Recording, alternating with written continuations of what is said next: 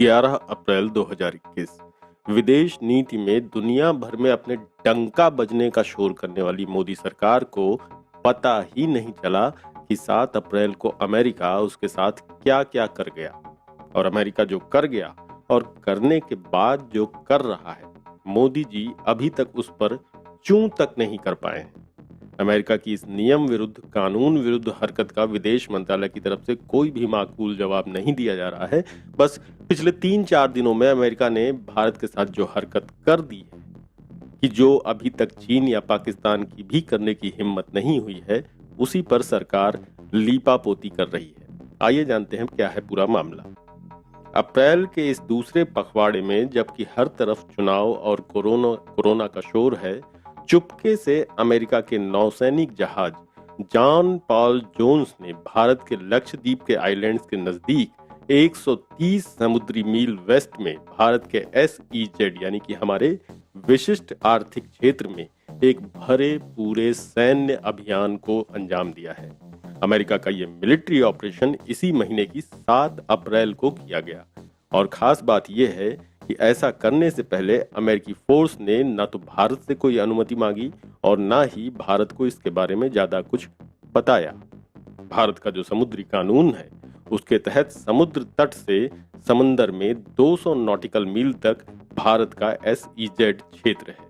यहाँ किसी भी नौसेना के युद्धपोत को आने से पहले भारतीय नौसेना से इजाजत लेनी होती है। तो सबसे पहले जानते हैं कि क्या है ये SEZ यानी कि विशिष्ट आर्थिक जोन, और क्यों कोई देश यहाँ बिना इजाजत लिए भारत के नहीं आ सकता है। विशिष्ट आर्थिक जोन किसी भी देश के समुद्री तट से 200 नॉटिकल मील यानी 370 किलोमीटर की दूरी पर होता है। अमेरिकी नौसेना के 7वें बेड़े ने 7 अप्रैल को ही इसी तरह की कार्रवाई मालदीव की समुद्री सीमा और उसके उसके विशिष्ट आर्थिक क्षेत्र से गुजर कर की। SEZ के साथ ही ये भी समझना जरूरी है कि आखिर भारत में गुपचुप नेविगेशन करने वाला USA का अमेरिका का ये 7वां बेड़ा है क्या।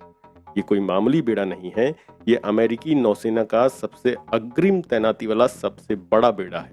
किसी भी वक्त इस बेड़े में 50 से 70 जहाज और पनडुब्बियां, 150 हवाई जहाज और करीब 20,000 नौसैनिक मौजूद होते हैं। ये बेड़ा 3 लेवल पर नौसेना के फ्लैग अफसर की ओर से कमांड किया जाता है। अमेरिका की 7वीं फ्लीट का work area 124 million square kilometre से भी अधिक है, जो अंतरराष्ट्रीय डेटलाइन से भारत पाकिस्तान तक फैला हुआ है और उत्तर में कुरील द्वीप समूह से दक्षिण में अंटार्कटिक तक फैला हुआ है।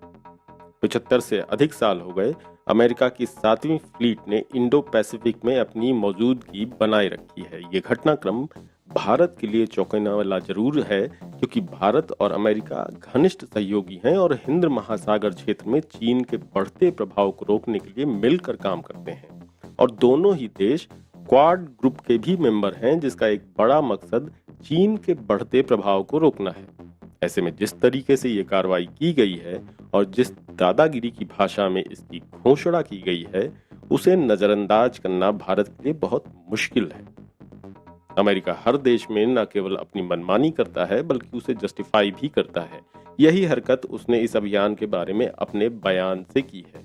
अमेरिकी नौसेना ने आधिकारिक बयान जारी करके कहा है कि भारत की इजाजत के बगैर ऐसा किया जा रहा है, क्योंकि भारत का कानून अंतरराष्ट्रीय समुद्री कानूनों के खिलाफ है। उसका कहना है कि उसे इसका अधिकार भी है और आजादी भी। बयान में आगे ये भी कहा गया है कि अमेरिका नियमित और सामान्य तौर पर फ्रीडम ऑफ नेविगेशन ऑपरेशन करता रहता है। ऐसा उन्होंने पहले भी किया है और आगे भी करते रहेंगे। अब इस गुपचुप वाले अमेरिकी अभियान पर डंकाधिपति महाराज का और उनके प्रवक्ताओं की तरफ से एकदम सन्नाटा है। लेकिन भारतीय नौसेना के पूर्व नौसेना अध्यक्ष अरुण प्रकाश ने ही इस बारे में ट्वीट किया है। उन्होंने कहा कि ये एक विडंबना है कि भारत ने 1995 में संयुक्त राष्ट्र के समुद्र के कानून का पालन किया है और अमेरिका अब तक ऐसा करने में पूरी तरह से फेल रहा है। ये अपने आप में बहुत बुरा है कि अमेरिका के 7वें बेड़े ने हमारे देश के कानून का उल्लंघन करते हुए भारतीय आर्थिक क्षेत्र में फ्रीडम ऑफ नेविगेशन मिशन को अंजाम दिया है। पूर्व नौसेना अध्यक्ष अरुण प्रकाश ने इस बात पर हैरानी जताई कि और फिर उसके बाद वो इसका प्रचार कर रहे हैं। अरुण प्रकाश ने यह भी दावा किया कि अमेरिकी जहाजों के द्वारा दक्षिण चीन सागर में किए गए फ्रीडम ऑफ नेविगेशन ऑपरेशन चीन को एक संदेश देने के लिए होते हैं कि दक्षिण चीन सागर के आसपास स्थित विशिष्ट आर्थिक क्षेत्र एक हद से बड़ा समुद्री दावा है। प्रकाश ने यह भी पूछा कि भारत ने सेवंथ फ्लीट को मैसेज क्या दिया, उसके पास मैसेज क्या है इस यूएसए की सेवंथ फ्लीट को।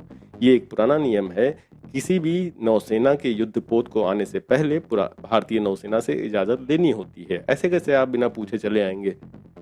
कई बार चीन के युद्धपोत यहाँ आने की कोशिश करते हैं तो भारतीय युद्धपोत उन्हें यहाँ से खदेड़ देते हैं, लेकिन अमेरिका की सेवंथ फ्लीट के भारत के SEZ में नेविगेशन पर अभी तक भारतीय नौसेना की तरफ से भी कोई बयान नहीं आया है। जबकि गौरतलब है कि अमेरिका के सेवंथ फ्लीट जंगी बेड़े ने ये नेविगेशन ऐसे वक्त में किया है जब भारत और अमेरिका के संबंध बेहद मजबूत हो रहे हैं। दोनों ने ही चीन के खिलाफ जापान और ऑस्ट्रेलिया के साथ मिलकर क्वाड का गठन किया है।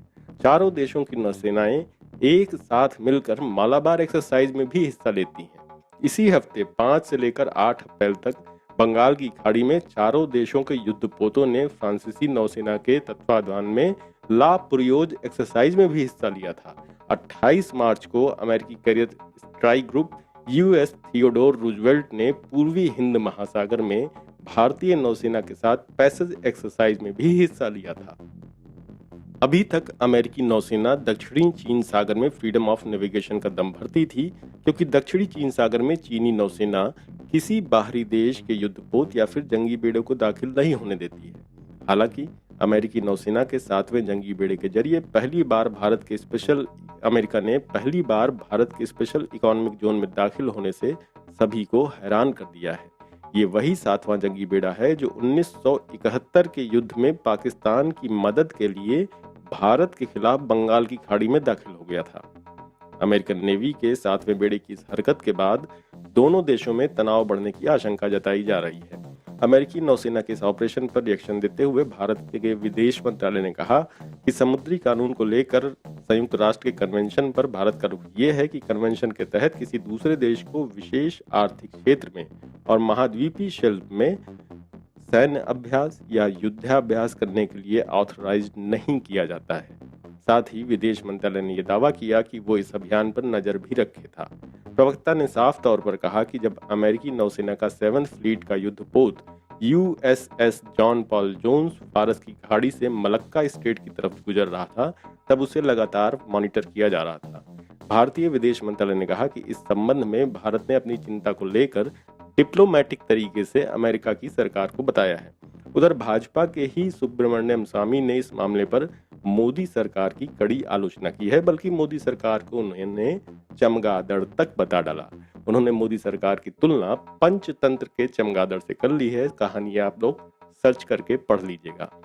अब जब इस मामले ने तूल पकड़ लिया है, तब देखना यह है कि अमेरिका की इस हरकत का जवाब मोदी जी की सरकार कैसे देती है। किसी कमजोर देश की तरह इग्नोर मार देती है, जैसे कि चीन के मामले में जब तक मार सके इग्नोर ही मारते रहे, या इंटरनेशनल लेवल तक बात को ले जाकर कोई कड़ी आपत्ति, कोई कड़ी कार्रवाई करती है।